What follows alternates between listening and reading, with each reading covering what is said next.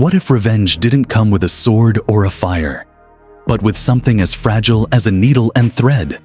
What if death could be sewn quietly into the clothes you wore every single day? This is the haunting story of Louisa, an enslaved seamstress in Tennessee. A woman whose silence became her shield and her weapon. Some say she poisoned the very fabric of her master's family. Others believe she turned her suffering into a legend that still lingers in the ruins of the plantation. It was the summer of 1853. Tennessee was heavy with heat and buzzing with insects, the air thick and suffocating. On the edge of the countryside stood a grand plantation house. White pillars, wide porches, gleaming windows. To visitors, it looked peaceful, prosperous, even elegant. But behind that facade, everything was built on human misery. Enslaved men worked the fields until their hands bled. Women labored in the kitchens and quarters, raising children who were not their own, living lives dictated by cruelty. And in a small room at the back of the property sat Louisa. She wasn't bent over cotton rows or hauling water. Her skill had spared her from the fields. Louisa had nimble hands, quick eyes, and a talent for sewing that even the mistress admired. She stitched dresses, repaired coats, embroidered christening gowns. Every shirt, every bonnet, every suit passed through her hands before the family wore it. Her face was calm. Her voice was rarely heard. To outsiders, she looked obedient, invisible. But behind her lowered gaze, Louisa carried memories of pain and a silent resolve no one could see. At first, the sickness was small, easy to dismiss. The mistress noticed a faint rash on her arm. The children complained of chills and aching bones.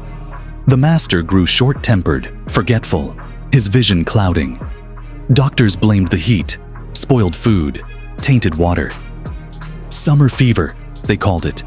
Nothing to worry about. But the symptoms grew stranger. Trembling hands, burning skin, sudden dizziness, nightmares. And still, Louisa sewed. Her fingers never faltered, even as the family she dressed began to wither. By the third week, tragedy struck. The youngest daughter, once full of life, was found lifeless in her bed, pale, still, gone. The house fell silent. Soon after, the mistress collapsed, her skin covered in blisters, her voice breaking with delirious whispers about fire under her flesh. The family doctor returned.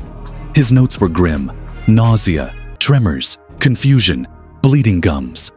He began to whisper a terrifying word: poison. But from where? No food was spoiled, no drink contaminated. The water was clean. The clothes, however, bore strange marks. Oily stains in the linings, stiff stitches, a bitter smell no one could place. Still, suspicion never touched Louisa. After all, what power could a quiet seamstress hold? The truth began long before Tennessee. Louisa was born enslaved in North Carolina. At 14, she was sold south after what the records vaguely called a disciplinary incident. Some whispered that a boy who harmed her had died mysteriously, convulsing in the fields. When she arrived in Tennessee, Louisa worked silently, sewing with skill that quickly spared her from backbreaking labor. But she wasn't alone. She formed a quiet bond with an elderly midwife named Bet. Bet was nearly blind, her body frail, but her memory sharp. She carried knowledge passed down through generations, knowledge of plants that healed and plants that killed. Belladonna berries, Jimson weed seeds, hemlock resin. To most, these were weeds growing in the woods. To Bet, and soon to Louisa, they were weapons. Hidden inside fabric linings, their poisons could seep into skin slowly, invisibly.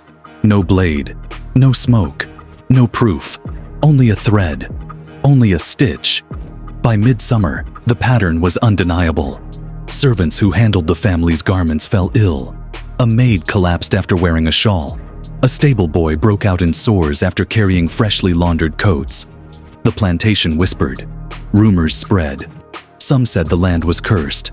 Others muttered about witchcraft. But in the quarters, many knew the truth, or at least suspected it. Some feared Louisa.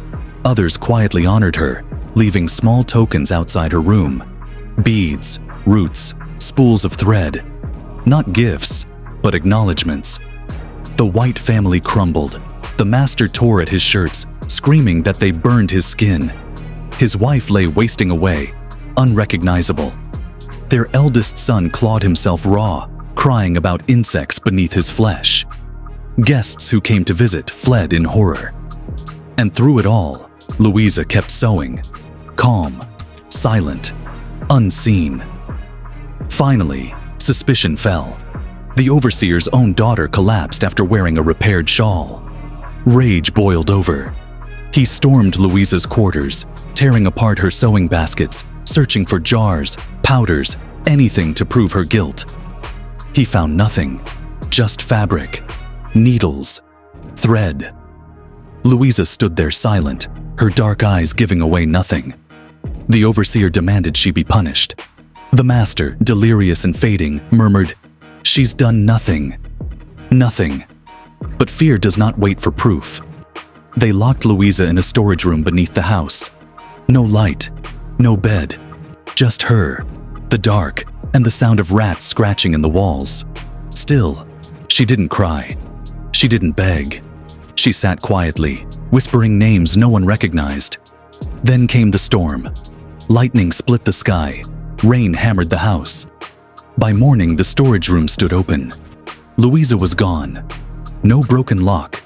No footprints in the mud. No trace at all. Some said she drowned in the creek. Others swore she escaped north, carried by those who admired her courage. But among the enslaved, a different story took root. Louisa had not escaped. She had transformed. She became a shadow, a spirit, a seamstress who stitched death not from hate, but from memory. The White family never recovered. The master, once powerful, wandered the halls in madness until his body gave out. The survivors lived broken lives. By winter, the plantation was abandoned, left to rot into the soil. The land carried a new reputation, not of wealth, but of fear. And Louisa's name passed into whispers, her story woven into legend. Years passed. The house decayed, but Louisa's presence remained. In 1962, a timber worker clearing the ruins found a hidden trunk beneath the sewing room floorboards. Inside were scraps of fabric, each one labeled with the name of a family member who had died. The cloth carried strange, oily stains. One worker touched a piece and broke out in rashes that lasted weeks. The land was abandoned again. In the 1980s, anthropology students reported rusted sewing needles scattered across the floor, still sharp. One wrote of dreaming about a woman sewing in the shadows. She never returned to the site.